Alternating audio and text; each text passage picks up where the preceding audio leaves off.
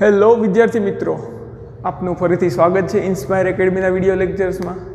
આગળના લેક્ચર્સમાં આપણે સદિશના ગુણધર્મો અને સદિશની જે કોઈ પણ લાક્ષણિકતા એટલે કે આપણે ગુજરાતીમાં કહીએ જે કાંઈ લક્ષણ હતા સદિશના એની ચર્ચા કરી છે. હવે એ સદિશ પરથી જે JEE નીટમાં કયા પ્રકારના પ્રશ્નો પૂછાઈ શકે છે તો તેનો આપણે અભ્યાસ કરીએ એક બે એક્ઝામ્પલ, એટલે આપણને આઈડિયા આવે કે આ પ્રકારના પ્રશ્નો આપણને આવડતા હોય અથવા તો નવા નવા કન્સેપ્ટ ક્લિયર થાય. ત્યારબાદ આપણે આગળ વધીએ. સ્થાન સદિશ, વેગ અને પ્રવેગ દ્વિપરિમાણમાં આપણે જોઈશું. એ પહેલાં આપણે JEE નીટ માટે જે અગત્યના પ્રશ્નો છે જે સદિશમાંથી પૂછાઈ શકે તેનો અભ્યાસ કરીએ. કે બે સદિશ છે, ધારો કે બે સદિશ અથવા તો કોઈ બે બળ લઈએ સદિશ કરતા, તો આપણે સરળ પડશે.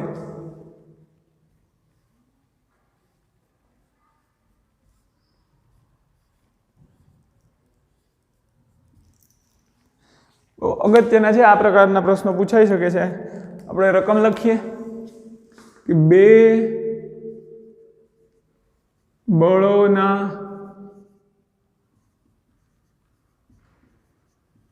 મૂલ્યોનો સરવાળો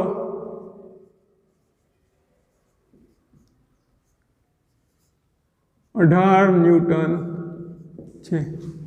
કે બે બળોનું મૂલ્ય આપે તેનો સરવાળો 18 ન્યૂટન છે અને આ બંને બળો અને તે બંને બળો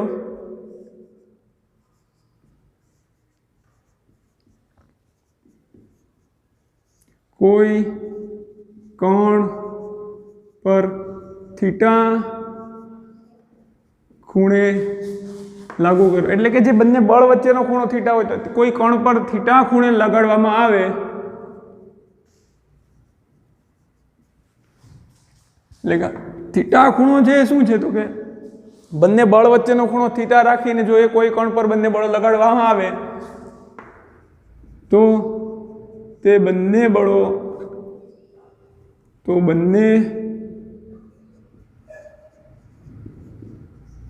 બળોનું પરિણામી બળ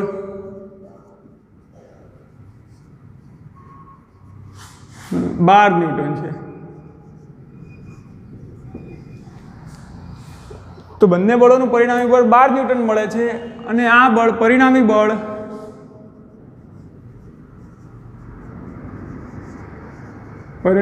એ નાના બળને લંબ છે. તો બંને બળોના મૂલ્યો મેળવો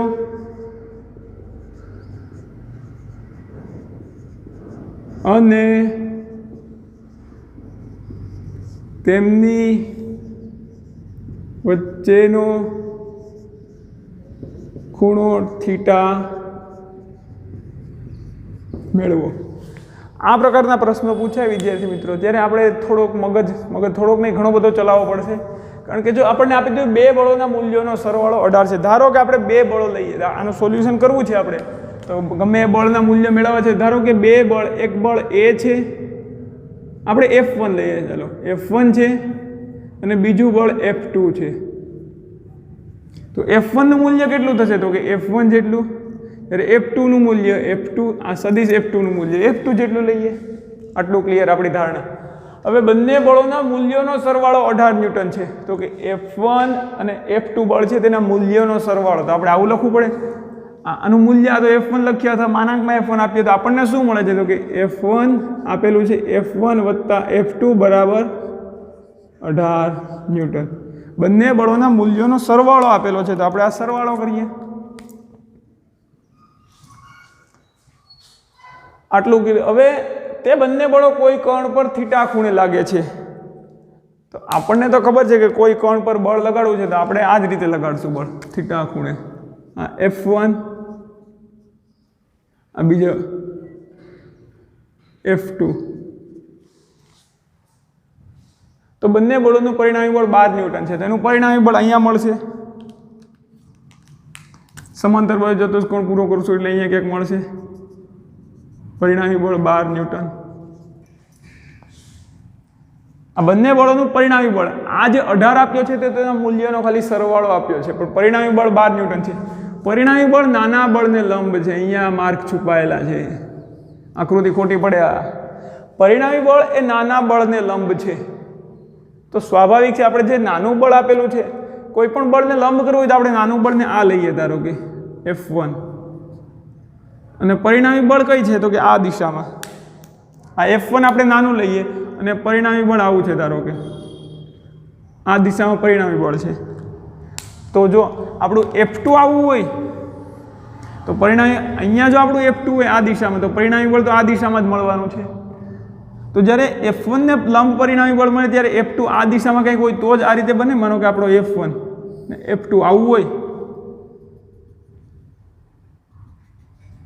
તો જ આપણે તેનો પરિણામી બળ આ રીતે લખી શકીએ, આ F1 આ F2, તો જ પરિણામી બળ અહીંયાથી કંઈક આ બાજુનો ખૂણે મળે. જો બીજું બળ F1 ટૂંકમાં બંને બળ વચ્ચેનો ખૂણો થીટા જો 90 કરતાં મોટો હોય તો જ શક્ય છે કે પરિણામી બળ આ બાજુ ક્યાંક આવે. જો બંને બળ વચ્ચેનો ખૂણો 90 કરતાં નાનો હશે તો પરિણામી બળ એક પણ બળને લંબ થવાનું નથી. એટલા માટે આ રકમ જે છે એની આકૃતિ આ પણ નહીં બને, આ પણ નહીં બને, પણ આવી કંઈક બનશે. તો કે F1 જે બળ નાનું આપ્યું છે તેને આપણે અહીંયા દર્શાવીએ તો સરળ પડે કે પરિણામી બળને લંબ દર્શાવીએ.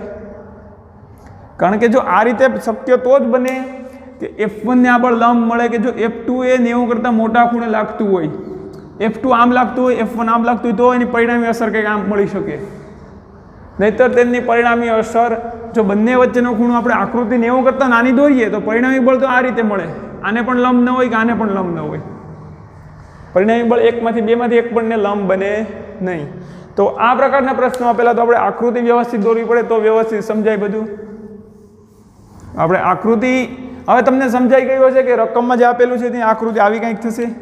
આપણે ધારો કે F1 નાનું છે, ધારો કે F1 નાનું છે તો આપણે F1 ને આમ દર્શાવીએ તો F2 ને આમ ક્યાંક મોટું દર્શાવવું પડશે તો જ તેમનું પરિણામી બળ F1 ને લંબ મળે. આ પરિણામી બળ ધારો કે R છે તો જ લંબ મળે, તો જ આપણે પેલું કરી શકીએ સમાંતર બાજુ ચતુષ્કોણ. તો આ R, આ F2 ને આ થઈ ગયો આપણો F1. અને ધારો કે બંને બળ વચ્ચેનો ખૂણો થીટા છે, ધારો કે બંને બળ વચ્ચેનો ખૂણો થીટા છે. આપેલું છે કે બંને બળ વચ્ચેનો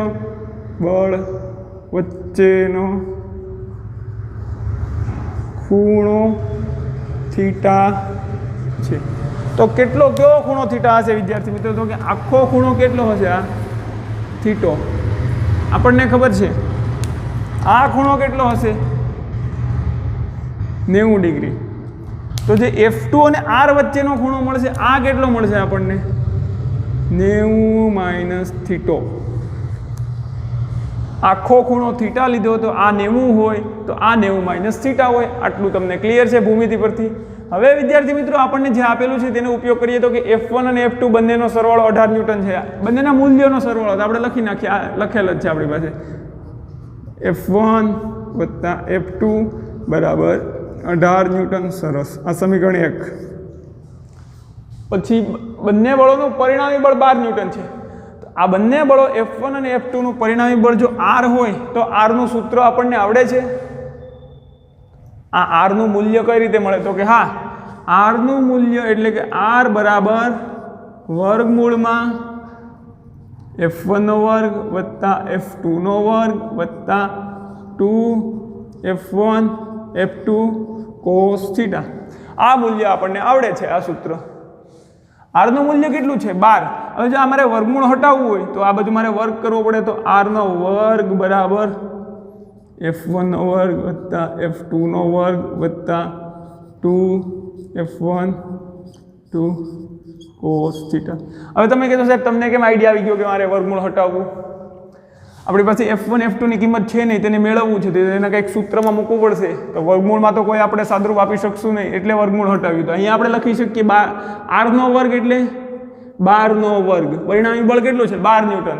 પણ તેનો વર્ગ કરીએ તો આપણે 144 બરાબર F1² + F2² + 2F1 F2 cos theta. આટલું ક્લિયર છે. આપણે શીખવાનું છે મહત્તમ ભૂલો કરું તો તમને ખબર પડે કે આ વિદ્યાર્થી મિત્રો આપણે આવી ભૂલો કરી શકીએ. એટલે આપણે એ રીતે શીખવાના છે દાખલા કે પહેલાં મેક્સિમમ ભૂલો કરી જોવાનું કે અહીંયા ભૂલ થઈ શકે એટલે એ સુધારવાની છે. એટલે જ મેં આકૃતિ પહેલાં અલગ દોરીને પછી વ્યવસ્થિત દોરી. તો હવે આગળ આપણને બીજું આપેલું છે કે બંને બળોનું મૂલ્ય આપી દીધું 144. આવું લખી શકીએ આપણે કંઈક. હવે બીજું શું આપ્યું છે કે આ પરિણામી બળ જો અહીંયાથી બે રીતે આપણે કરી શકીએ. પરિણામી બળ એ નાના બળને કેવું છે? લંબ. તો આ કિસ્સામાં પરિણામી બળ જો આ દિશામાં જાય છે તો આપણે F1 F2 ના જો ઘટકો લઈએ તો પણ આપણને આઈડિયા આવી જાય. અને આપણું જે સૂત્ર છે tan આલ્ફા વાળું એ મૂકીએ તો પણ આપણે આઈડિયા આવી જાય. પહેલાં ઘટકો જોઈએ આપણે. તો કે F1 F2 ને પહેલાં હું આ ઘટકોમાં એનું મારે રિઝોલ્યુશન કરવું છે એટલે હું આ x ઘટક સોરી આ y ઘટક આ x ઘટક. F1 કઈ દિશામાં છે? તો કે x દિશામાં. અને આપણે F1 લઈએ તો કે આ F1. હવે F2 કે છે તો કે આની સાથે θ-2 ખૂણો બનાવે છે. આ F2 આની સાથે કેટલો ખૂણો બનાવે છે? આ જે y અક્ષ લઈએ આપણે આને દોરીએ આમ 90 - θ જેટલો ખૂણો બનાવે છે. અને આ છે આપણું F2. તો F2 ના બે ઘટકો એક આ ઘટક અને બીજો આ ઘટક થશે. F2 ના બે ઘટકો અને બીજું પરિણામી બળ કયું છે? તો કે F1 ને લંબ. તો F1 ને લંબ તો આ દિશા જ આવે. આ પરિણામી બળ R. આટલું ક્લિયર છે વિદ્યાર્થી મિત્રો. હવે આપણે જોઈએ કે જો F2 ના 90 - θ વ્યવસ્થિત લખી દો. આપણને સદિશનું રિઝોલ્યુશન આવડે છે. આ આપણો થીટા છે 90 - θ આનો. તો F2 ના બે ઘટકો જે બાજુ સાથે થીટા બનાવે છે તે F2 cos θ એટલે કે આખો જે ખૂણો છે F2 cos ખૂણો અને આ F2 sin θ. તો આપણે આવું લખી શકીએ કે F2 ના બે ઘટકો આવા મળશે. તો કે આ ઘટક કેવો મળશે? F2 નો F2 cos. આ ઘટક કેવો મળશે? માનો કે આને આપણે Fy કહીએ F2y અને F2x કહીએ. તો F2y આપણે શું લખી શકીએ? F2y બરાબર F2y બરાબર તો આ જે દિશા સાથે ખૂણો બનાવે છે તેને θ આપી દો. F2 cos 90 - θ. So F2y is equal to F2 cos 90 - θ એટલે આપણે લખી શકીએ sin θ. આ ખબર હોવી જોઈએ આપણને કમ્પલસરી. cos 90 - θ એટલે sin 90 નહીં sin θ. ગલતી से मिस्टेक हो गया भागानी जेम. cos 90 - θ એટલે sin θ. તેવી જ રીતે તો આ F2x શું મળશે મને? હું F2x લખીશ તો આપણો F2y. હવે F2x લખવું હોય તો F2x બરાબર જે બાજુ સાથે ખૂણો બનાવે છે તેને cos આપો તો આનો F2 નો ઘટક F2 cos 90 - θ અને આ ઘટક થશે F2 નો આ ઘટક તો કે F2 sin 90 - θ. તો આપણે લખી શકીએ F2 sin 90 - θ એટલે લખી શકીએ cos θ. sin 90 - θ ની જગ્યાએ લખીશું F2 cos θ. તો આપણું આ F2x થઈ ગયું. આપણી પાસે F2x F2y નું મૂલ્ય છે. તો હવે હું F2 ને હટાવી દઉં. F2x અને F2y મળી ગયા, ઘટકો મળી ગયા. તો કે સદિશ એક જે F2 લાગે છે એને બદલે F2 ને બદલે હું F2x આમ લગાડું અને F2y લગાડું. આટલા F2 sin θ જેટલું આમ લગાડું, F2y અને F2 cos θ જેટલું જો આ લગાડું આ દિશામાં તો મને F2 જેટલી અસર જ મળે. એટલે કે ત્રણેય બળોનું પરિણામી બળ શું મળે છે? R. એટલે ખરેખર શું છે તો કે 1 2 અને આ 3 આટલા 3 બળ લાગે છે કોઈ કણ પર અને પરિણામે કણ ઉપરની દિશામાં જાય છે. એનો મતલબ કે જો કણ આ દિશામાં ને આ દિશામાં મૂવમેન્ટ કરતો નથી, પરિણામી બળ ઉપરની દિશામાં લાગે છે આ R. ખરેખર કણ પર 3 બળ લાગે છે F2x F2y અને F1. કારણ કે F2 ને આપણે બે ઘટકોમાં વિભાજિત કરી દીધું, આ ઘટક અને આ ઘટકમાં બે ઘટકોમાં વિભાજિત કરી દીધું. એટલે કે કણ પર ખરેખર આ R ને આપણે હમણાં ભૂલી જઈએ. ખરેખર કણ પર કેટલા બળ લાગે છે તો કે F2x F2y અને F1 જેટલું. આ ત્રણેય બળોને કારણે કણ પર કઈ દિશામાં પરિણામી બળ લાગે છે? તો એણે કીધું છે કે F1 ને લંબ દિશામાં, તો આપણું પરિણામી બળ આ દિશામાં છે, આ ત્રણેય F2x 2y અને F1 ને કારણે. તો એનો મતલબ કે 2x અને 2y બંને એકબીજાને નાબૂદ કરતા હોવા જોઈએ, બંને એકબીજાની અસર નાબૂદ કરતા હોવા જોઈએ, તો જ કણ આ દિશામાં જાય. એક ભાઈ આ બાજુથી ખેંચે છે, એક ભાઈ આ બાજુથી ખેંચે છે અને એક ભાઈ પેલી બાજુથી ખેંચે છે. તો જો કણની ગતિ ઉપરની દિશામાં થતી હોય તો એનો મતલબ શું છે? તો કે આ બંને બળ એકબીજાને નાબૂદ કરે છે, તો જ આ x દિશામાં એનું કાંઈ પણ બળ લાગતું નથી. તો આપણે એવું કહી શકીએ કે F1 વત્તા F2x બરાબર એ બંનેનો સરવાળો પરિણામી બળ શું મળે છે? 0. તો આપણે લખી શકીએ F1 વત્તા F2x બરાબર 0. તો F1 F2x બરાબર શું છે? વત્તા F2 cos થીટા બરાબર 0. તો આપણે શું લખી શકીએ? F1 બરાબર માઇનસ F2 cos થીટા. અહીંયા સુધી સમજાણું વિદ્યાર્થી મિત્રો? આશા રાખું છું સમજાઈ ગયું હશે. શું કર્યું આપણે? તો કે આ F2 ના બે ઘટકો લીધા, એક ઘટક આમ અને એક ઘટક આ દિશામાં. ઘટકો ન લઈએ તો પણ આના પછીની રીતમાં જોઈએ કે આ જ દાખલો ઘટકો લીધા વિના પણ આપણે સમજી શકીએ. પણ આ તો સરળ છે કે આપણી પાસે સમજૂતી છે કે જો આનું રિઝોલ્યુશન કરી દઈએ આ દિશામાં અને આ દિશામાં બે ઘટકો, તો ખબર છે કે x કણ પર ખરેખર F1 F2y અને F2x જેટલા બળ લાગે છે અને પરિણામી બળ F2y જેટલું જ, મતલબ કે ઉપરની દિશામાં જ લાગે છે. તો એનો મતલબ આપણે એવો કરી શકીએ કે આ બંને બળ એકબીજાને નાબૂદ કરે છે, એટલે કે બંને બળોનો સરવાળો, આ બળ અને આ બળ બંને બળોનો સરવાળો 0 થતો હોય. અથવા આપણે એવું લખી શકીએ કે F1 બરાબર આની આ દિશા છે, તો આની દિશા ઉલટી છે, તો F1 બરાબર -2x લખવું પડે. આપણે F1 વત્તા F2x બરાબર 0 લખીએ અથવા એમ લખીએ F1 બરાબર -2x માઇનસ F2x, તો પણ આપણને આ જ સ્વરૂપ અથવા આ જ સમીકરણ મળશે. હવે F1 ની જગ્યાએ આપણે શું પ્લેસ કરી શકીએ? -F2 cos theta. F1 ની જગ્યાએ આપણે એવું લખી શકીએ F1 ની જગ્યાએ -F2 cos થીટા. તો આપણે અહીંયા કાંઈ લખી શકીએ F1 ની જગ્યાએ? માનો કે F2 cos થીટા છે,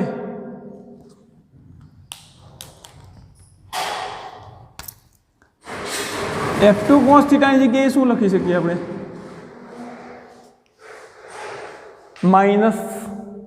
-F2 cos થીટાની જગ્યાએ -F1 લખી શકીએ કે નહીં આપણે આની ઉપરથી? તો આ સમીકરણ 2 ને આપણે સમીકરણ 2 નહીં, સોરી, આ 1 આ 2 કહીએ અને આને 3 કહીએ. તો જે સમીકરણ 3 પરથી આપણે આમાં કઈ કિંમત મૂકીએ F2 cos થીટાની જગ્યાએ શું મૂકી શકીએ આની ઉપરથી? તો કે F1 ની બદલે આપણે આ F2 cos થીટાને બદલે આવું લખી શકીએ કે F2 cos થીટા બરાબર -F1. આવું તો લખી શકીએ ને આપણે આ સમીકરણ પરથી. માઇનસ ને પેલી બાજુ જઈ જઈએ તો F2 cos થીટાની જગ્યાએ આપણે -F1 લખીએ આ સમીકરણમાં. સમીકરણ 3 પરથી આપણે આ શું મળશે? ઉપરનું સમીકરણ ફરીથી હું લખું છું 144. આ સમીકરણ જે F2 cos થીટા બરાબર -F1, આ સમીકરણ 3 ની કિંમત સમીકરણ 2 માં મૂકીએ તો આપણને શું મળશે? 144 બરાબર F1 નો વર્ગ વત્તા F2 નો વર્ગ વત્તા 2F1.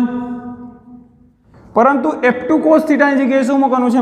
-F1. તો અહીંયા હું લખું છું F2 cos થીટાની જગ્યાએ -F1. હવે આનું સાદરૂપ આપતા તો વિદ્યાર્થી મિત્રો તમને અતિશય અને ખૂબ જ સારી રીતે આવડે છે, તો તમે લખી શકો 144 ધોરણ 10 માં શીખી ગયા છો F1 નો વર્ગ વત્તા F2 નો વર્ગ માઇનસ પ્લસ માઇનસ 2F1 નો વર્ગ. F1 નો વર્ગ છે એમાંથી F2 નો વર્ગ -2, F1 વર્ગ -2F વર્ગ, એટલે આપણે આવું લખી શકીએ 144 બરાબર F1 નો વર્ગ -2F1 નો વર્ગ, તો -F1 વર્ગ વત્તા F2 નો વર્ગ. આપણે આને આવું રીતે લખી શકીએ, વ્યવસ્થિત ગોઠવીએ તો કે F2 નો વર્ગ -F1 નો વર્ગ. આપણી પાસે હવે વિદ્યાર્થી મિત્રો આ સમીકરણ એક મળી ગયું છે F1 નો વર્ગ વત્તા -F2 નો વર્ગ. પણ તમે જાણો છો કે જો આવું હોય x વર્ગ -y વર્ગ, તો આપણે શું લખીએ? x plus y x minus y આવું લખી શકીએ. આવું લખવાનો વિચાર આપણને કેમ આવે? કારણ કે જો અહીં F1 પ્લસ F2 ની કિંમત આપણને ખબર છે.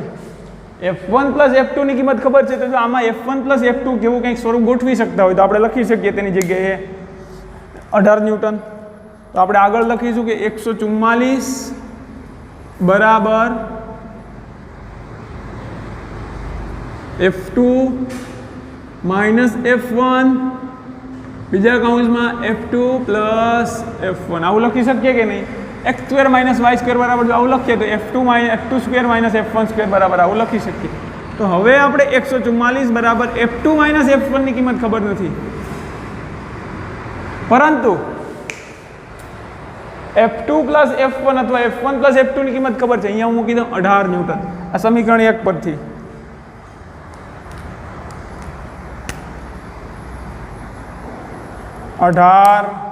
ન્યૂટન. તો હવે વિદ્યાર્થી મિત્રો આપણી પાસે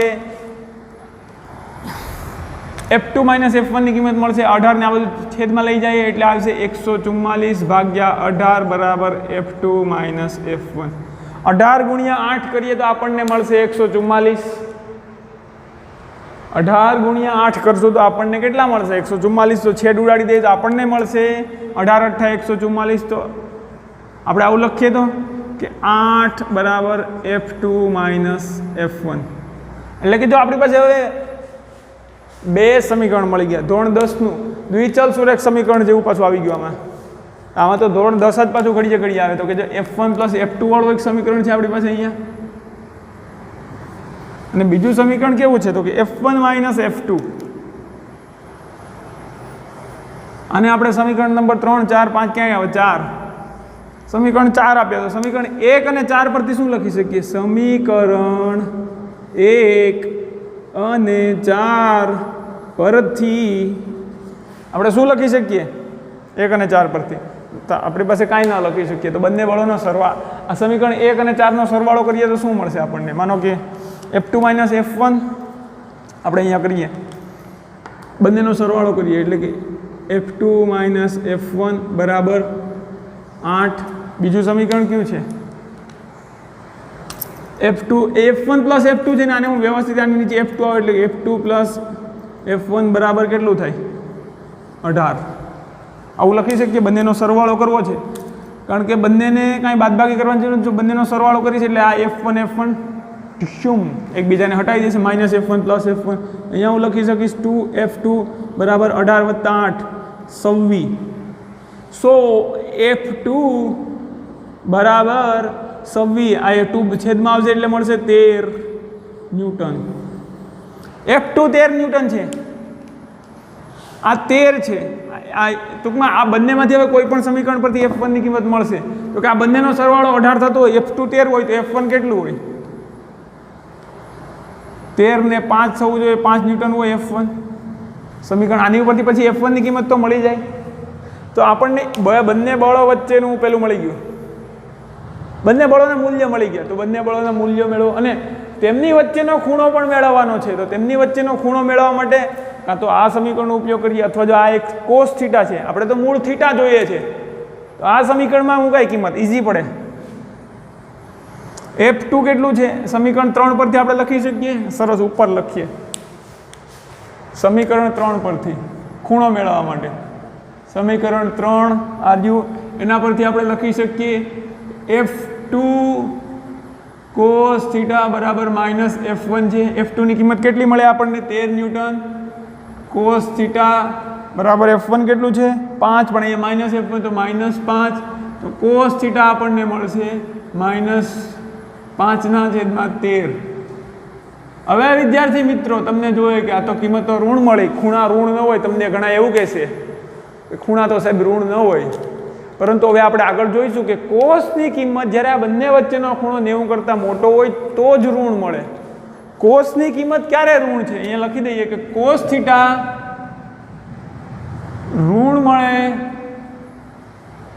ક્યારે? તો કે થીટા એ ગ્રેટર ધેન 90 હોય, એટલે કે થીટા એ ગ્રેટર ધેન 90 હોય ત્યારે આપણને કોસ થીટા ઋણ મળે છે. એનો મતલબ કે બંને વચ્ચેનો ખૂણો 90 કરતાં મોટો હોવો જ જોઈએ. એ પણ આ વસ્તુ સાબિત કરે કે જો આપણે આ ખૂણો 90 કરતાં મોટો જ લેવો પડે F1 અને F2 વચ્ચેનો ખૂણો. કોસ થીટા બરાબર -5/3. જો આવું મૂલ્ય મળે કોસ થીટાનું -5/3, તો આને આપણે થીટાને આવડે લખી દઈએ, સોરી થીટો બરાબર કોસ ઇન્વર્સ -5/13. 3 સોરી આ થીટાની આટલી કિંમત મળે છે ધન x અક્ષ સાથે, મતલબ F1 સાથે F2 આટલો ખૂણો બનાવે છે. તો બંને બળના મૂલ્ય મળી ગયા 13, 5, હા, અને ખૂણો મળી ગયો થીટો.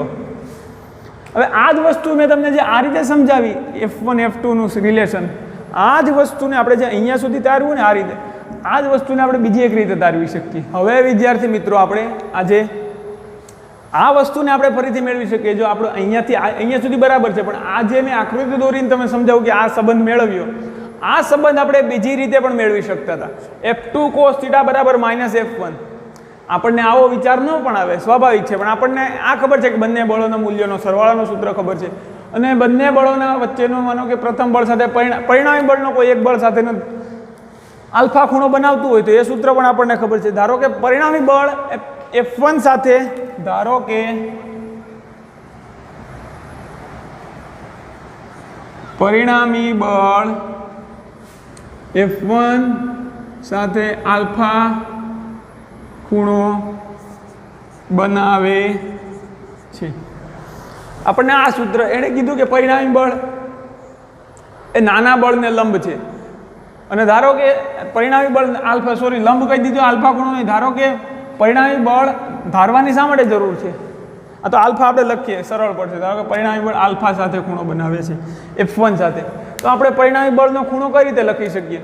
આ પરિણામી બળ R નો F1 સાથેનો ખૂણો આલ્ફા હોય તો આપણે આવું સૂત્ર લખી શકીએ, tan આલ્ફા બરાબર F2 sin θ છેદમાં F1 પ્લસ F2 cos θ. આ સૂત્ર તો આપણને ખબર છે કે જો પરિણામી બળનો F1 સાથેનો ખૂણો આલ્ફા હોય તો એનો tan આલ્ફા બરાબર લખી શકીએ F2 sin θ છેદમાં F1 પ્લસ F2 cos θ. પરંતુ tan આલ્ફા, પરંતુ આ ખૂણો કેટલો બનાવે છે નાના બળ સાથે? તો કે tan 90, ખૂણો તો 90 છે, tan 90 બરાબર F2 sin θ છેદમાં F1 plus F2 cos θ. tan 90 ની કિંમત આટલી મળે છે આપણને, સોરી આ કિંમત tan 90 બરાબર શું લખી, શું થાય? tan 90 બરાબર તો અનંત થાય, ઇન્ફાઇનાઇટ, સોરી અનંતને આપણે સાઇન દોરીએ. આવું અનંત ક્યારે થાય? તો કે સોરી આપણે F2 sin θ આગળનું સ્ટેપ લખીએ, છેદમાં F1 પ્લસ F2 cos θ. હવે આ મૂલ્યની કિંમત આજે આપણને મળે છે નીચેનું, આની કિંમત અનંત થાય છે, કારણ કે tan 90 બરાબર તો અનંત, ઇન્ફાઇનાઇટ. હવે tan 90 ઇન્ફાઇનાઇટની કિંમત કોઈ પણ વસ્તુની કિંમત અનંત ક્યારે મળે? જ્યારે તેનો છેદ શૂન્ય હોય. આ વસ્તુની કિંમત અનંત ત્યારે જ મળે કે જ્યારે છેદ શૂન્ય હોય. શું હોય? છેદ શૂન્ય હોય. જ્યારે છેદ શૂન્ય હોય ત્યારે કોઈ પણ વસ્તુની કિંમત અનંત મળે. તો આપણે આવું લખી શકીએ. એનો મતલબ કે જો F2 sin θ ના છેદમાં 0 હશે ત્યારે જ આની કિંમત અનંત થશે. એનો મતલબ કે F1 પ્લસ F2 cos θ શું લખવું પડશે આપણે? 0 હોય. F1 પ્લસ F2 cos θ બરાબર 0 હોય તો જ આની કિંમત અનંત શક્ય છે. તો આપણે લખી શકીએ F1 પ્લસ F2 cos θ બરાબર 0. તો F2 cos θ બરાબર F1 ને પેલી બાજુ લઈ જાઉં તો -F1. તો હવે હું આશા રાખું છું કે જો તમે આ રીતે ન સમજો, કદાચ ન પણ સમજાય, તો આપણે આ રીતે પણ સમજી શકીએ. ને હવે વિદ્યાર્થી મિત્રો તમને ક્લિયર હોવું જોઈએ કે આ પ્રકારના પ્રશ્નો પૂછે તો તેનું સોલ્યુશન આપણે આ રીતે મેળવી શકીએ છીએ. તમે આ રીતે સમજો કે માનો કે કોઈ બળ એક આમ લાગે છે, એક બળ આમ લાગે છે, અને પરિણામી બળ એને લંબ દિશામાં લાગે છે. તો બંને બળના ઘટકો મેળવો. તો કે F2 નો જે દિશા સાથે ખૂણો બનાવે છે તે F2 નો કોસ ઘટક, અને ખૂણો જે દિશા સાથે નથી બનાવતો તેને લંબ એ F2 નો સાઇન ઘટક. તો કે આ ઘટક તો થશે F2 cos ઘટક અને F2 sin 90 - θ. તો F2y એ F2 cos 90 - θ થશે, અને F2x એ F2 sin 90 - θ થશે. પરંતુ cos 90 - θ sin θ થાય, sin 90 - θ cos θ થાય. પછી તો આપણું ગણિત છે. એટલે ભૌતિક વિજ્ઞાન એક ગણિતની જ શાખા છે, અથવા તો આપણે એવું કહી શકીએ કે ભૌતિક વિજ્ઞાન એક ગણિતને પણ આવરે છે અને વિજ્ઞાનને પણ આવરી લે છે. તો તેમાં ગણિત આવડવું ફરજિયાત છે. તો આપણને આ સંબંધ મળી ગયો. પછી F1 ની કિંમત આપણે F2 cos θ ની કિંમત આમાં મૂકી દીધી. આ સંબંધ આપણને આપેલું હતું. આ બંને સૂત્રો પરથી આપણને આવું કંઈક મળ્યું. જો આ ખાસ છે, અહીંયા મહત્વનું છે કે 144 બરાબર F2 નો વર્ગ માઇનસ F1 નો વર્ગ. તો આપણે જોયું કે x વર્ગ માઇનસ y વર્ગ હોય તો આપણે આવું લખી શકીએ x plus y x minus y. તો F2 માટે પણ આવું લખી શકીએ કે F2 માઇનસ F1 અને F2 પ્લસ F1 આપણે લખી શકીએ કે નહીં? આવું એના અવયવો પાડી દીધા F2 માઇનસ F1 નો વર્ગ, F2 વર્ગ માઇનસ F1 વર્ગ હોય તો. અને પછી આપણને જે કાંઈ પણ આપેલું હતું F1 પ્લસ અહીંયા F1 પ્લસ F2 18 આપેલું હતું તે મૂક્યું ને F2 માઇનસ F1 મળ્યું. પછી દ્વિચલ સુરેખ સમીકરણ બની જાય. બે F1 પ્લસ F2 બરાબર 18 અને F2 માઇનસ F1 બરાબર 8 છે. તો દ્વિચલ સુરેખ સમીકરણની રીતથી આપણે F1 અને F2 ઉકેલી દીધા. તો F2 આપણને આ મળ્યું, F1 આ મળ્યું. પછી ખૂણો મેળવવો છે તો આ સમીકરણ 3 નો ઉપયોગ કર્યો. તો આ પ્રકારના પ્રશ્નોનો જવાબ તમને આવડવો જોઈએ. તો આ પ્રકારના આપણે જે પ્રશ્નો જોઈ લીધા છે, તો આમાં આપણે એક્સ્ટ્રા પ્રશ્ન આપી શકીએ આપણે કે આમાં જે બે બળોના મૂલ્યોનો સરવાળો 18 છે તેમાં જ આપણે જો આ પ્રશ્ન તમને વ્યવસ્થિત સમજાઈ ગયો હોય, સ્ક્રીનશોટ લેવો હોય તો તમે સ્ક્રીનશોટ લઈ શકો. એના પછી આપણે નવી રકમ લખીએ જે હોમવર્કમાં તમારે કરવાનો છે. આગળનો વિદ્યાર્થી મિત્રો આપણે દાખલો જોયો કે બે બળોનું પરિણામી બળ અને બંને બળ, તેવો જ આપણે એક દાખલો હોમવર્કમાં જોઈએ એટલે તમને થોડો ઘણો આઈડિયા ક્લિયર થશે. દાખલા તો એનો હોમવર્કમાં લખીએ બે બળોનો મૂલ્યોનો સરવાળો બળોના મૂલ્યનો સરવાળો 16 ન્યૂટન છે અને જ્યારે બંને બળ કોઈ કણ પર એકબીજા સાથે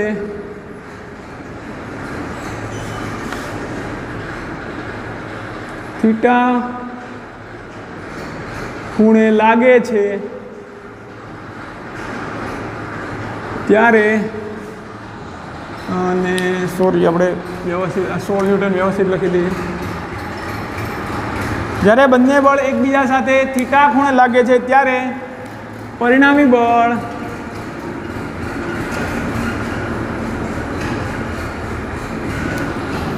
અને 8 ન્યૂટન, ત્યારે પરિણામી બળ 8 ન્યૂટન જેટલું મળે છે. જો પરિણામી બળ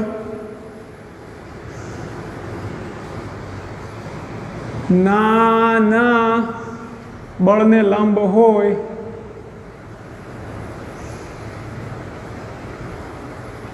તો બંને બળોના મૂલ્ય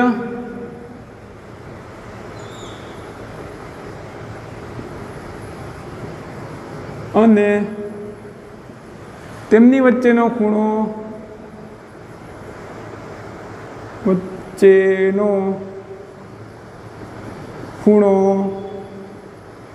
મેળવો. આ ન્યુમેરિકલ તમારે હોમવર્કમાં કરવાનો છે તો તમે સમજી લો. અહીંયા આપણે એડિટ કરી દઈએ નાના, વ્યવસ્થિત દેખાય તેમ. નાના બળને જો પરિણામી બળ નાના બળ લંબ હોય તો બંને બળોના મૂલ્ય અને તેમની વચ્ચેનો ખૂણો મેળવો. જો આ ન્યુમેરિકલ તમને આવડી જાય અને આ પ્રકારના ન્યુમેરિકલ જો આગળ પૂછાઈ જાય ગુજકેટમાં કે જેડબલ નીટમાં તો 4 માર્ક કર લો મુઠ્ઠી મેં આપની, એવું થઈ જાય. તો આ ન્યુમેરિકલ તમારે ઘર લેસન ગૃહ કાર્ય એટલે કે હોમવર્કમાં કરવાનો છે. હોમવર્ક આ ન્યુમેરિકલ તમારે હોમવર્કમાં કરવાનો છે. આના પછી હજી આપણે જોઈએ કે સદિશમાં કઈ રીતે બીજા પ્રકારના પ્રશ્નો પૂછી શકે. દાખલા તરીકે સરસ કોઈ બે સદિશ વચ્ચેનો ખૂણો થીટા છે. ધારો કે હવે આના પછીનો આ પ્રકારનો પ્રશ્ન જોઈએ, એના પછીના કઈ પ્રકારના પ્રશ્નો પૂછી શકે તે જોઈએ. અન્ય એક્ઝામ્પલ આ પણ જે જેડબલ નીટમાં પ્રકારના પૂછાઈ ગયેલ સદિશમાંથી કે બે સદિશ એ અને બી વચ્ચેનો ખૂણો, સદિશ એ અને બી વચ્ચેનો ખૂણો કેટલો છે? 60 ડિગ્રી. સરસ, હાલો 60 ડિગ્રી છે. અને આવું આપેલું છે બરાબર 2 યુનિટ અથવા 2 એકમ સદિશ એનું મૂલ્ય 2 એકમ છે. જો તેમની પરિણામી સદિશ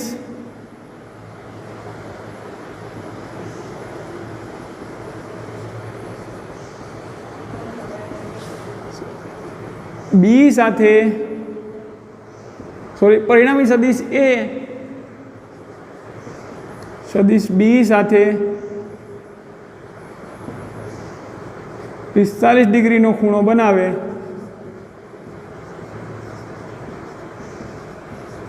જો તેનો પરિણામી સદિશ એ સદિશ બી સાથે 45 ડિગ્રીનો ખૂણો બનાવે આપણે 45 ને સરખું કરી દઈએ માય ગોડ 45 ડિગ્રીનો ખૂણો બનાવે તો સદિશ બી તો ડાયરેક્ટ આવું સદિશ બી મેળવો.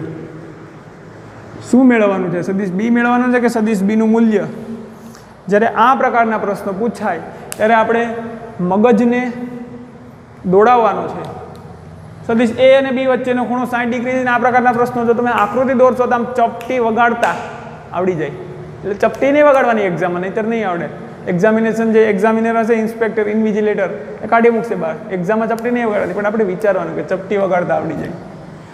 એ અને બી વચ્ચેનો ખૂણો 60 ડિગ્રી છે. સદિશ એનું બી 2 એકમ છે. પરિણામી સદિશ એ બી સાથે 45 ડિગ્રીનો ખૂણો બનાવે છે. સદિશ બીનું મૂલ્ય મેળવો. એટલી ઝડપથી આપણે વાંચી લઈએ તો એટલી ઝડપથી એનું સોલ્યુશન કરવાનું છે. હવે જે સદિશ બી સાથે 45નો ખૂણો બનાવે છે, સ્વાભાવિક છે જેની સાથે ખૂણો બનાવે ને વિદ્યાર્થી મિત્રો એને આપણે અહીંયા દોરીએ. એક આપણી આગળ જોઈએ કે સદિશ બીને જો આપણે અહીંયા એક્સ અક્ષની દિશામાં દોરીએ તો કેટલું સરળ પડી શકે. આગળનું બધું સરળ પડે એક્ઝામિનેશન. એટલે આપણે આ દોરીએ સદિશ બી. હવે સદિશ એ 60 ડિગ્રીના ખૂણે આપણે અહીંયા મૂકી દઈએ. આ સદિશ એનું મૂલ્ય છે 2 એકમ. આ સદિશ એ 60 ડિગ્રી સદિશ એ અને પરિણામી સદિશ બી સાથે 45નો ખૂણો બનાવે છે. તો પરિણામી સદિશને આપણે બ્લુ કલરથી દોરીએ તો બ્લુ કલરથી આવો કંઈક થશે. પરિણામી સદિશ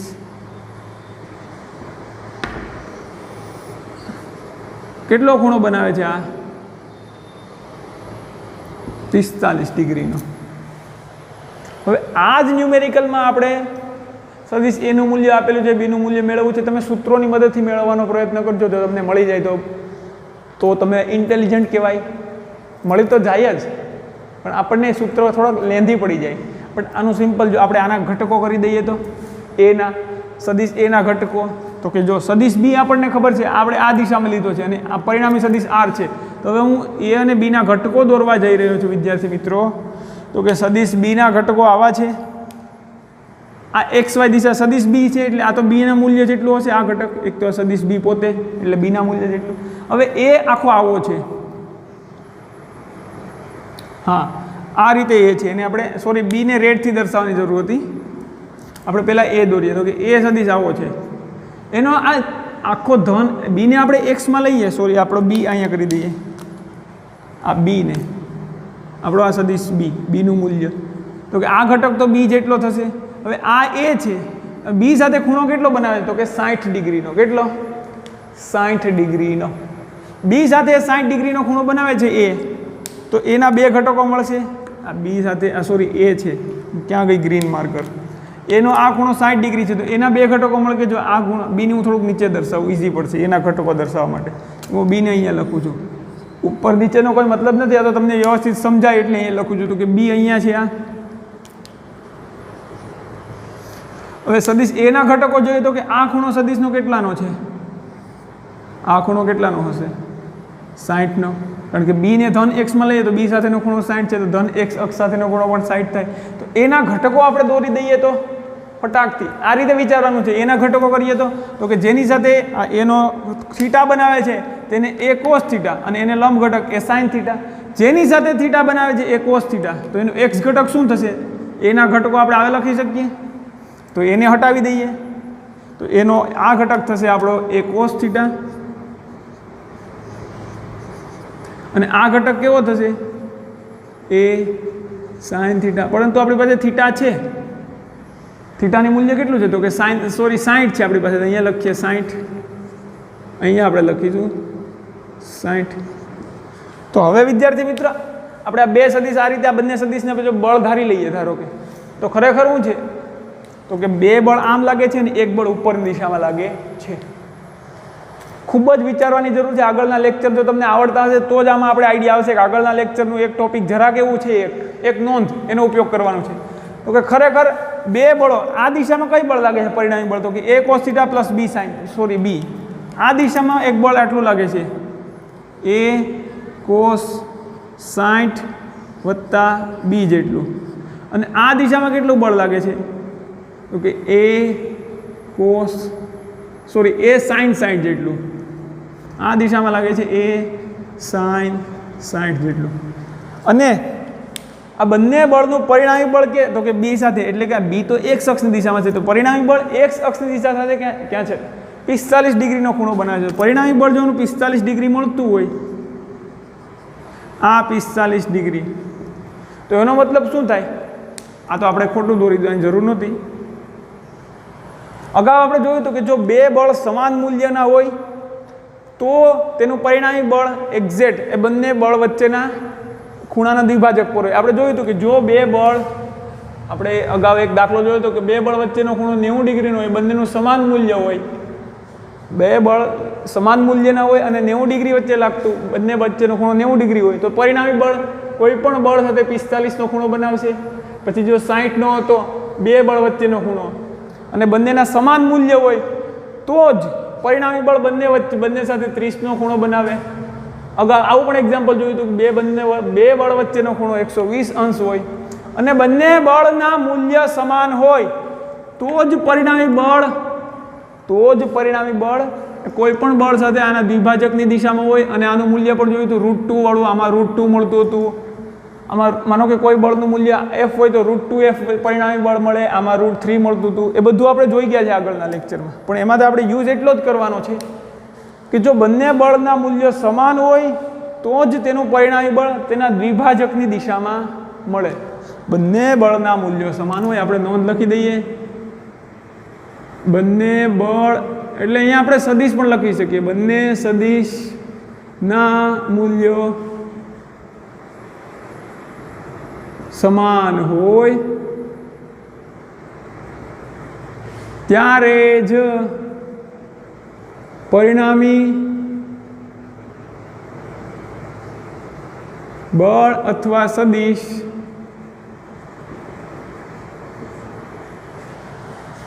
તેમના દ્વિભાજક એટલે કે તેમની વચ્ચેના ખૂણાના દ્વિભાજકની દિશામાં હોય છે. 4 માર્કની નોંધ થાય આ 3 લીટીની કે બંને બળ અથવા સદિશ, બળ અથવા આપણે સદિશ કહીએ, અહીંયા પણ બળ અથવા સદિશ કોઈ પણ ચાલે, બંને બળના મૂલ્યો સમાન હોય ત્યારે જ તેનું પરિણામી બળ તેના તેના દ્વિભાજકની દિશામાં મળે. લંબ દ્વિભાજક નહીં, આ બંને વચ્ચેના ખૂણાના દ્વિભાજકની દિશામાં, તો જ તેનું પરિણામી બળ તેમના એટલે કે તેમને આખું આપણે લખી દઈએ, તેમની વચ્ચેના ખૂણાના દ્વિભાજકની દિશામાં હોય છે. જો બંને બળના મૂલ્ય સમાન હોય તો જ તેમનું પરિણામી બળ એ તેમને બંને બળ વચ્ચેના ખૂણાના દ્વિભાજકની દિશામાં હોય. તો જો એક બળ આમ છે a sin θ જેટલું, આપણે ઘટકો તો ધારી શકીએ ને આવું. F1 ને એવું પણ F1 જેટલી અસર બીજા ક્યાં પડતો કે F1 ના બે ઘટકો લઈ શકીએ, તો આપણે બે ઘટકો લીધા, a sin θ a cos θ, F1 a ના. તો આપણે આ દિશામાં કુલ કેટલું બળ છે? b પ્લસ a cos 60 અથવા plus b, a cos 60 plus b, અને આ દિશામાં a sin 60. જો આ બંને બળના મૂલ્યો સમાન હોય તો જ તેનું પરિણામી બળ એના દ્વિભાજક, કારણ કે બંને બળ વચ્ચેનો ખૂણો કેટલો છે 90, અને પરિણામી બળ એ તેના દ્વિભાજક 45 પર મળે છે. બંને બળ અથવા બંને સદિશ વચ્ચેનો ખૂણો 90 છે અને પરિણામી સદિશ એ બંને વચ્ચેના દ્વિભાજકની દિશામાં છે. પરિણામી સદિશનો ખૂણો જો 45નો છે b સાથે, b ને આપણે x અક્ષમાં લઈએ તો b સાથે 45નો ખૂણો બનાવે છે. એનો મતલબ કે આ બંને બળના મૂલ્ય કેવા હોવા જોઈએ? આનું ઉલટું, મૂલ્યો સમાન હોય તો દ્વિભાજક પર પરિણામી સદિશ હોય, આ પરિણામી સદિશ દ્વિભાજક પર છે તો એના મૂલ્યો કેવા હોવા જોઈએ? સમાન. તો આપણે મૂલ્ય સમાન હોય તો આપણે લખી શકીએ a sin theta a sin 60 એનું મૂલ્ય ટૂંકમાં આ જે મૂલ્ય છે એ બરાબર આપણે લખી શકીએ a cos 60 વત્તા b. હવે વિદ્યાર્થી મિત્રો જો આવું લખીએ આપણે તો આમાં આપણે કોની જરૂર કોની છે એ ખબર છે એનું મૂલ્ય આ એનું મૂલ્ય 2 એકમ. સરસ. sin 60 ની કિંમત બધાને આવડે એ ખબર જ હોય. cos 60 ની કિંમત આવડે એની ખબર છે. b મળી જશે. b ને આપણે સૂત્રનો કરતા બનાવી દઈએ તો આની ઉપરથી તો કે b બરાબર a cos 60 પહેલી બાજુ જતું રહેશે a sin 60 minus a cos 60 b બરાબર a સામાન્ય લઈ લઈએ બંનેમાંથી તો a કૌંસમાં sin 60 માઇનસ cos 60. ગીત ગાતા જઈએ ગાતા રહે મેરા દિલ એવું બધું. તો હવે આપણે b ની કિંમત મેળવીએ. a ની કિંમત ખબર છે યસ a ની કિંમત 2 sin 60 ની કિંમત વર્ગમૂળમાં 3/2 માઇનસ cos 60 ની કિંમત ઓ માય ગોડ 1/2. b બરાબર આપણને મળશે 2 કૌંસમાં વર્ગમૂળમાં 3 માઇનસ 1 આખાના છેદમાં 2. 2 ને આપણે ટીક મારો આ 2 ઉપરથી ઉડી જાય કારણ કે આ 2 છે આ 2 છે બંને ઉડી જાય આપણને મળશે b બરાબર વર્ગમૂળમાં 3 ઓછા 1 b ની કિંમત આટલા એકમ જેટલું હોય એટલું. આ જ પ્રકારનો પ્રશ્ન આ તો આટલું સમજાવવાનું. હવે તમને સમજાઈ ગયું એટલે તમે ફટાકથી ભાગ પાડીને લખી શકો કે આ અને આને જવાબ મળી ગયો. નહીંતર આમાં ઓપ્શનમાં શું આપે આપણને આ જ પ્રકારનો પ્રશ્નને ઓપ્શનમાં આપે સદિશ સોરી બી નું મૂલ્ય ઓપ્શન એ 2 એકમ 2 એકમ એટલે તમે ડાયરેક્ટ પહેલાં જ લખી દો કારણ કે જો બંને વચ્ચેનો ખૂણો 60 છે એ ન વચાય. બંને વચ્ચેનો ખૂણો 45 છે અને એ 2 છે તો આ પણ બી જ હોય કારણ કે આપણે વિચારીએ કે બંને દ્વિભાજક પર છે પરંતુ આ બંને વચ્ચેનો ખૂણો 60 છે. જો આ 30 હોય તો આ બંનેનું મૂલ્ય બી થાત પણ આ તો 45નો ખૂણો બનાવે છે. પછી બી ઓપ્શન આપણને આવું આપે વર્ગમૂળમાં 2/-1. સી ઓપ્શન આપે વર્ગમૂળમાં 3/-1 અને ડી ઓપ્શન આપે વર્ગમૂળમાં 4/-1. એટલે જે માતાજી કરીને જો આપણે આ ટીક કરીએ તો માર્ક મળે પણ આમાંથી બીજું કાંઈ ટીક કરીએ તો માર્ક મળ્યા હોય એમાંથી પણ જાય. એટલે આ પ્રકારની આપણે સમજૂતી ખાસ મેળવશું. સદિશનું વિભાજન હવે તમને સમજાઈ જવું જોઈએ કે જેની સાથે થીટા બનાવે છે મતલબ એ આખો આની સાથે cos 60 આ એક્સ બીને આપણે એક્સ અક્ષની દિશામાં કોઈ એકને તો એક્સ અક્ષની દિશામાં લેવો જ પડે નહીંતર બીને પણ અહીંયા લાવું તો બીના ઘટકો પણ ન મળે. એટલે કોઈ એકને એક્સ અક્ષની દિશામાં લઈશું જેની સાથે પરિણામી સદિશ ખૂણો બનાવે છે તેને. તો એનો આપણે આ રીતે હતો એ તો કે એક આની સાથે 60નો ખૂણો બનાવે તો એ cos 60 અને આ ઘટક એ sin 60 એ રીતે વિભાજન કરીને આપણે આ નોંધનો ઉપયોગ કરીએ. બંને બળ અથવા સદિશના મૂલ્યો સમાન હોય ત્યારે પરિણામી બળનું મૂલ્ય તે બંનેના વચ્ચેના ખૂણાના દ્વિભાજકની દિશામાં હોય છે એનો ઉપયોગ કરીએ તો પણ આપણને આ આવડી જાય. તો આ પ્રકારના ન્યુમેરિકલ સદિશમાંથી પૂછાઈ શકે છે તેની ખાસ કાળજી રાખવાની છે. અને આના જેવો જ આપણે હોમવર્કમાં કરી દઈએ તો કે હવે આપણે હોમવર્કમાં કરી દઈએ તો કે 2 સદિશ એ આ તો તમને સમજાઈ ગયું પણ હોમવર્કમાં આપણે કરીએ તો કે અહીંયા સદિશ એનું મૂલ્ય કેટલું કરીશું. ધારો કે સદિશ એનું મૂલ્ય 3 ન્યૂટન છે એટલે કે એ પણ કાંઈક બળ હશે અને તેમનો પરિણામી સદિશ એ બી સાથે 45નો ખૂણો બનાવે છે અને એ અને બી વચ્ચેનો ખૂણો આ 60 હતો આપણે 30 રાખીએ નહીં 30 નહીં બરાબર 60 બરાબર હતો. એ અને બી વચ્ચેનો ખૂણો 60 ડિગ્રી છે. સરસ. એ બંને વચ્ચેનો ખૂણો 60 ડિગ્રી છે. એનું પરિણામી એનું મૂલ્ય 3 ન્યૂટન છે. તો બીનું મૂલ્ય મેળવો હોમવર્કમાં આ ખાલી એનું મૂલ્ય બદલાવીએ આપણે 3 ન્યૂટન તો આપણને હોમવર્કમાં આ રીતે બીનું મૂલ્ય મેળવવાનું છે. કેટલું મળે છે તમારે કહેવાનું છે બીનું મૂલ્ય કેટલું મળે છે એ પ્રમાણે આપણે આગળ વધીશું. આના ઘટકો કરતા જઈએ એટલે આરામથી આપણને કિંમત મળતી જાય કારણ કે આ 45 એટલા માટે રહેવા દીધું કે આના ઘટકો લેશું એ અને બીના તો એ ઘટકો તો 90 જ મળશે એટલે 45ના ખૂણા પર દ્વિભાજક આવશે.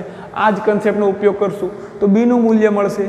તો આ પ્રકારના સદિશના જે પ્રશ્નો પૂછાઈ શકે આમાં તો હજી આનાથી પણ વિસ્તૃત પ્રકારના થઈ શકે પરંતુ જો આપણે ધીમે ધીમે અભ્યાસ કરતા જઈએ આવા પ્રકારનો તો આગળના જે થોડાક અઘરા પણ હોય તો એ પછી તો તકલીફ ક્યાં હતી કે આ વિભાજન આ વિચાર આવવા જોઈએ આપણે કે સદિશનું વિભાજન કરી શકીએ.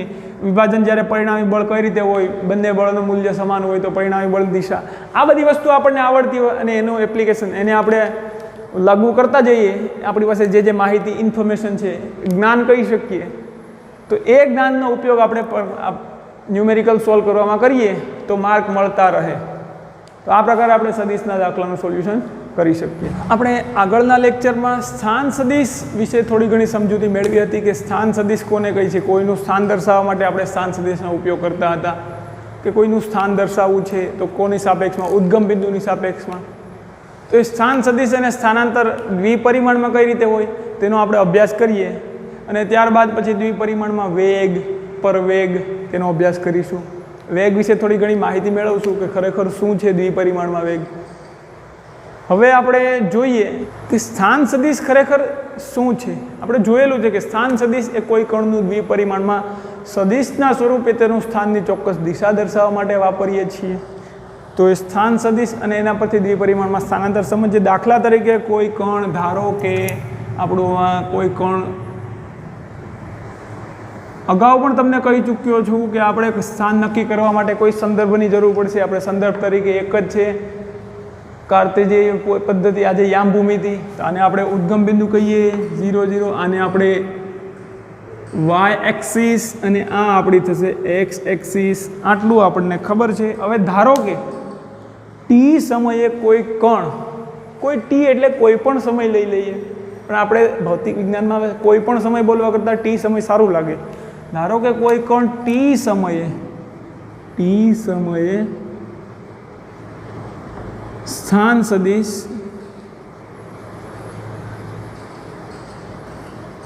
અને આપણે આર, સરસ આર લાગશે, સ્થાન સદિશ આર છે.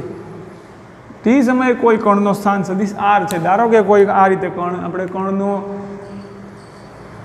આ એક્સ એક્સિસ એ ખરેખર સમય દર્શાવે છે. શું દર્શાવે છે? સમય ટી. અને આ વાય એક્સિસ છે શું દર્શાવે છે? સ્થાન. એટલે કે હવે આપણે વાય હટાવી દઈએ, સ્થાનને આપણે એક્સમાં લઈએ, એટલે સોરી વાય જ રાખીએ, પણ આપણે આ સ્થાન દર્શાવે છે.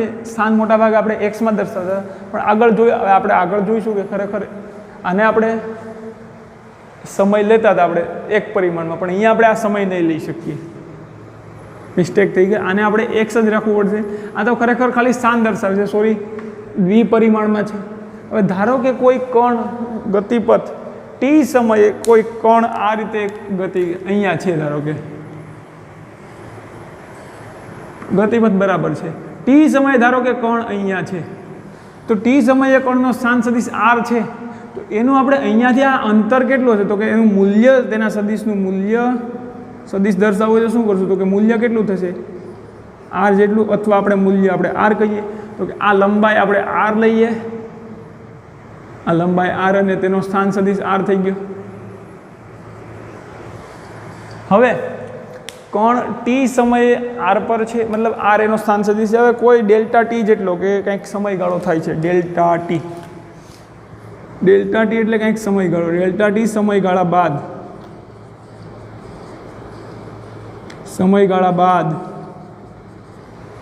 ડેલ્ટા ટી સમયગાળા બાદ ધારો કે નવો સમયગાળો કેટલો મળે, તો કે ટી પ્લસ ડેલ્ટા ટી. એટલે કે ધારો કે ટી ડેશ સમયગાળો હોય તો શું હોય, તો કે ટી પ્લસ ડેલ્ટા ટી આ સમયગાળો હોય. તો કે ડેલ્ટા ટી સમયગાળા બાદ એટલે કે ટી ડેશ સમયે, ટી તો ગોર હતો, આ ટી ડેશ સમયે કણ અને સ્થાન સદિશ આપણે કંઈક દર્શાવવું તો પડશે. સ્થાન સદિશ R2 લઈએ. હાલો આપણે તો આને R1 કહીશું. આપણે R2 છે તો આને આપણે R1 કહી દઈએ. સરસ, વેરી ગુડ. R1 કહીએ આપણે તો ઇઝી પડશે. R1 R2 વાળું. ટી સમયે ધારો કે કંઈક સ્થાનાંતર કરે છે એક્સ અને વાય દિશામાં અને તેનો સ્થાન સદિશ R2 મળે છે. ધારો કે હવે આ સ્થાનાંતરને આ થોડોક વક્ર મારાથી અલગ દોરાઈ ગયો, આમ દોરવાની જરૂર હતી, તો અહીંયા હું દોરી શકું R2. તો ધારો કે R2 આપણને આટલો મળે છે. ટી સમયે કણનો સ્થાન સદિશ R2 છે, તો R2 ની કિંમત શું થશે? R2 નું મૂલ્ય, તો કે R2 અથવા આપણે હવે R2 કહી શકીએ. અને અહીંયા છે ધારો કે શરૂઆતમાં ટી સમયે કણનો સ્થાન સદિશ R1 P બિંદુ છે, અને આપણે P બિંદુ કહીએ. અને અહીંયા Q બિંદુ છે, તો ટી ડેશ સમયે કણ સ્થાન સદિશ એટલે કે Q બિંદુ પર છે. સ્થાન સદિશ R2 છે અને કણ ક્યાં છે, તો કે Q બિંદુ પર. Q બિંદુ એમ નહીં, Q બિંદુ પર છે એમ. ક્યુ બિંદુ છે, એ તો કોને ખબર ક્યુ બિંદુ છે. તો એ સ્થાન સદિશ આપણે કેમ દર્શાવીશું કે આ R2 જેટલી લંબાઈનું અહીંયાથી આપણે અંતર હશે આપણું. સ્ટ્રેટ અંતર નથી થયું, સીધી લાઈનમાં અંતર હોવું જોઈએ. આ થઈ ગયું સીધું અંતર. તો આ R2 આપણે લઈએ, આ અંતર કેટલું હશે R2 ને સદિશ કહી દે એટલે R2 સદિશ થઈ ગયું. તો હવે ડેલ્ટા ટી જેટલા સમયગાળામાં તેના સ્થાનમાં ફેરફાર, અથવા તો આપણે R1 ને P બિંદુ પર છે તો P બિંદુના યામ અથવા સદિશ R ને આપણે આ રીતે કહી શકીએ. હવે આ તો આપણને ખબર પડી ગઈ R1 અને R2 પર છે.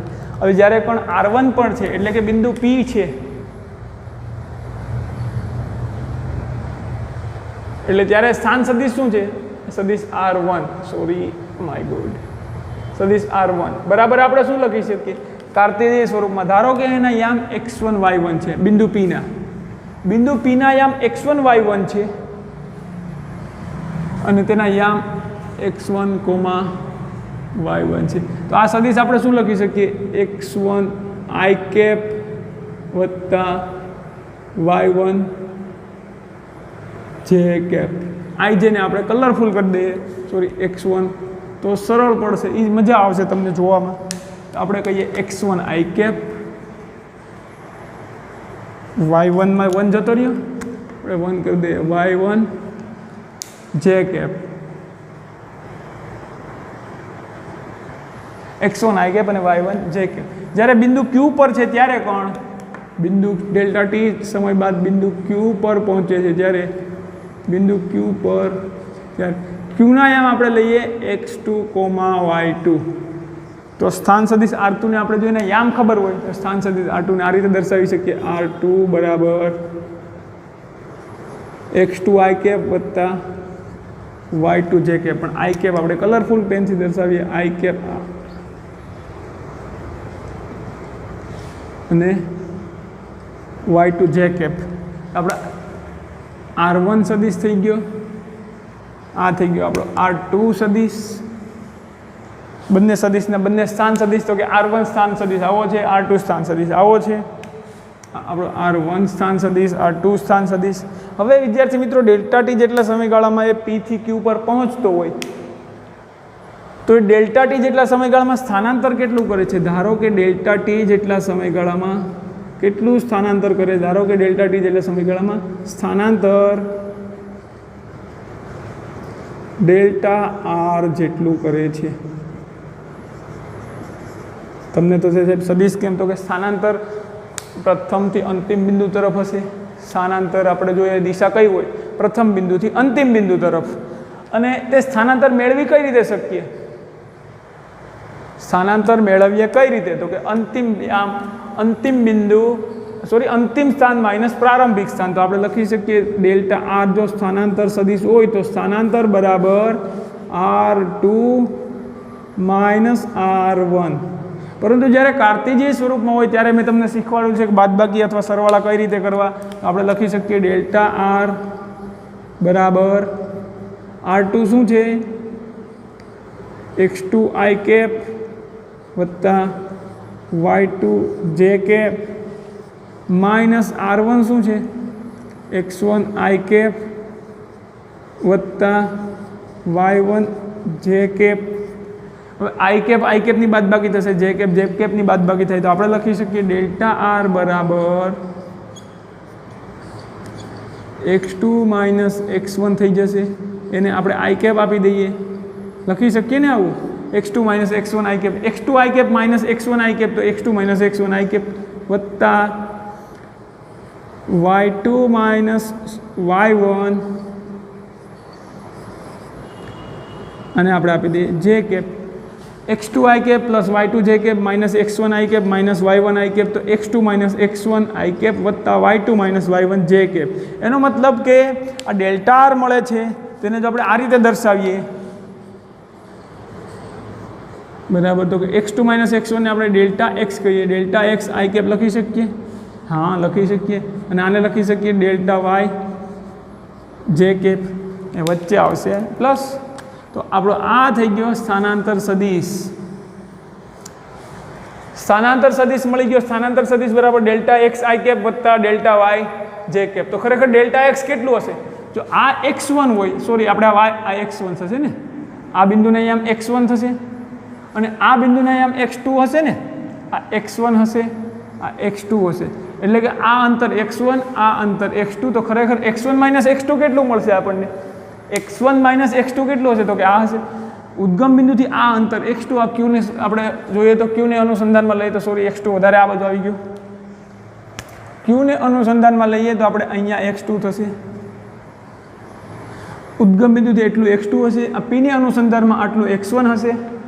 તો x2 - x1 એટલે x દિશામાં તો અહીંયાથી અહીંયા સુધી પહોંચશે ને, તો આપણે લખીએ તો આ રીતે કરીએ તો આ અંતર કેટલું હશે આપણું, અથવા તો આ અંતર a b વડે દર્શાવે છે ને, અથવા એને આપણે ડેલ્ટા x કહી શકીએ.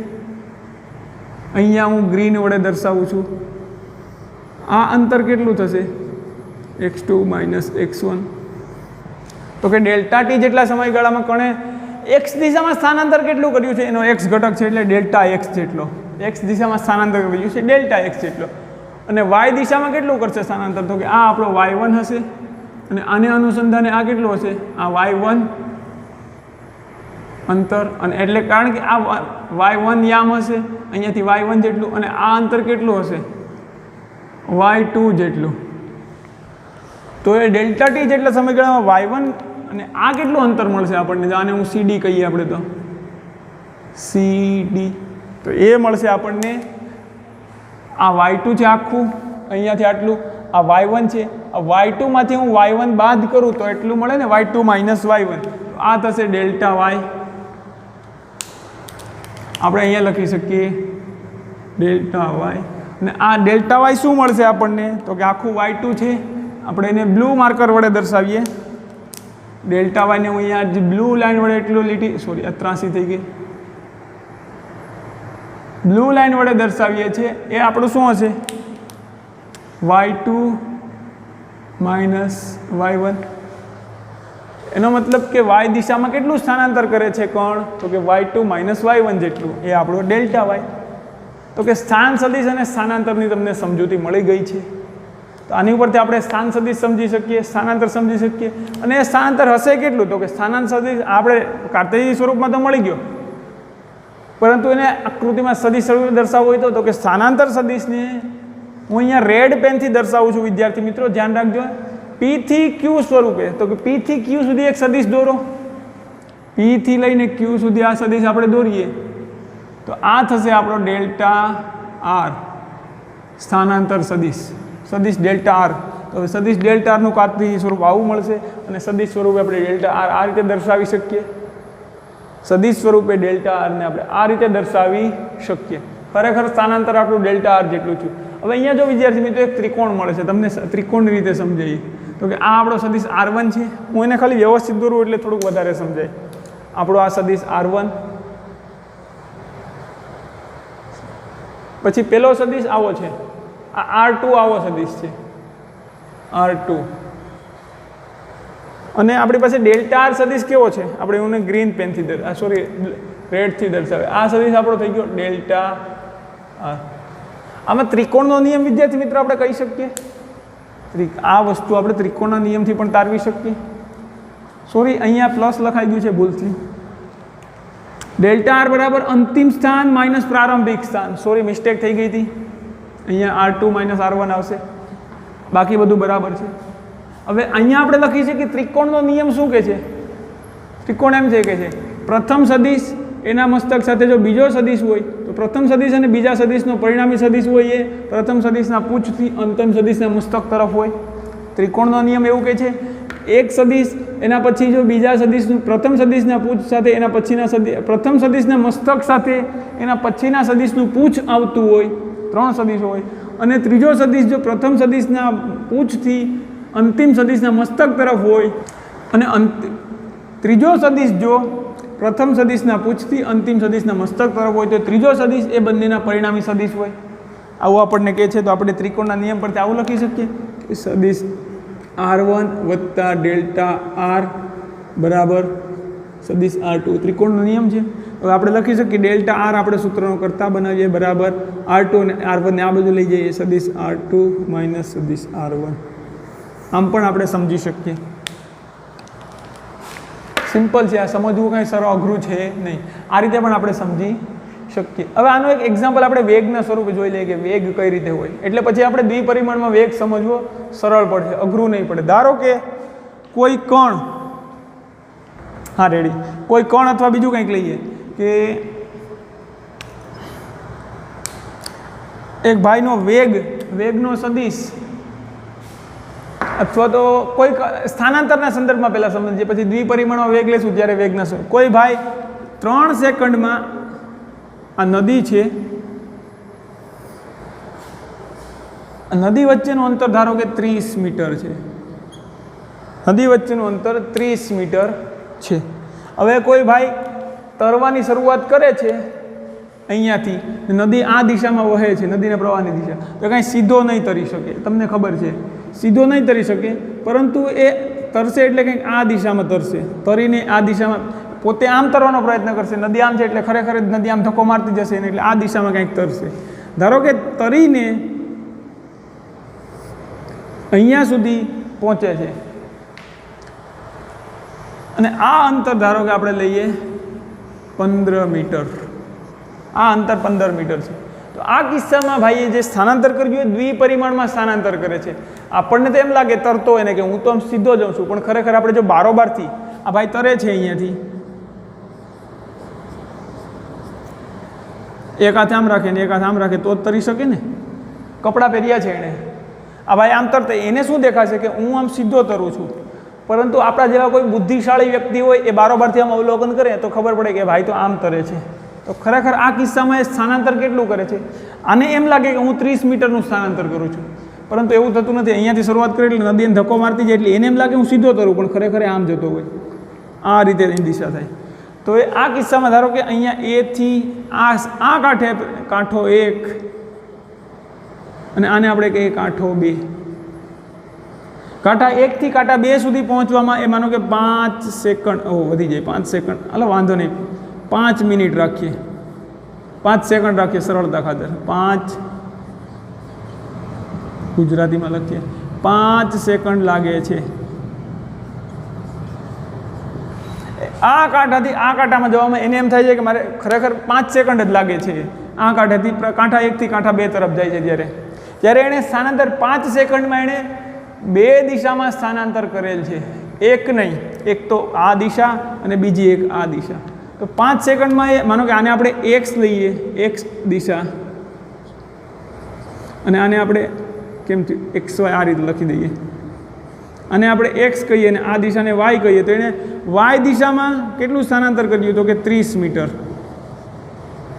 એક્સ દિશામાં કેટલું સ્થાનાંતર કર્યું, અહીંયા હતો એક્સ દિશામાં ખરેખર અહીંયાથી આ બાજુ પહોંચી જાય છે ને, તો એક્સ દિશામાં એણે કેટલું અહીંયાથી ખરેખર અહીંયા પહોંચવું જોઈએ, પણ એક્સ દિશામાં 15 મીટર દૂર પહોંચે છે. અહીંયા જે લાઈન હતો એના કરતાં આ બાજુ 15 મીટર રહે છે, તો એક્સ દિશામાં 15 મીટર સ્થાનાંતર કરે છે. એને ખબર નથી કે એણે એક્સ દિશામાં સ્થાનાંતર કર્યું, પણ આપણે દ્વિપરિમાણમાં જોઈએ છીએ તો એક્સ દિશામાં 15 મીટર સ્થાનાંતર કરે છે. તો હવે આ એનું સ્થાનાંતર સમજી ગયા, પરંતુ જો આ અંતર 30નો વર્ગ અને 15નો વર્ગ કરીને કંઈક આપણે કરીએ તો આ અંતર ધારો કે આપણને મળે છે, ધારો કે અને 35 લઈએ, બની શકે મેથેમેટિકલી કરેક્ટ પણ ન હોય, કારણ કે 30નો વર્ગ વત્તા 15નો વર્ગ, 30નો વર્ગ થશે 900 વત્તા 225, 900 અને 225 એટલે કે 1125. 1125 કોનો વર્ગ થાય ખબર નથી, ધારો કે 1125 કોઈનો પણ વર્ગ થતો હોય, પણ ધારો કે 35 થાય છે.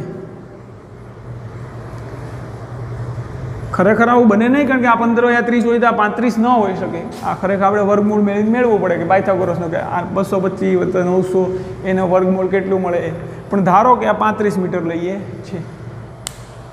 તો હવે જે આ 35 મીટરનું સ્થાનાંતર ખરેખર એ આપણે એમ સાઈડમાંથી જોઈએ ને તો આપણે એમ કહીએ કે 35 મીટરનું સ્થાનાંતર કરે છે, પરંતુ આપણે એ 35 મીટરનું સ્થાનાંતર કરે છે એ ખરેખર શું કરે તો કે એક્સ દિશામાં 30 મીટરનું સ્થાનાંતર કરે છે, અને વાય દિશામાં 30 મીટરનું સ્થાનાંતર કરે છે, અને એક્સ દિશામાં 15 મીટરનું સ્થાનાંતર કરે છે.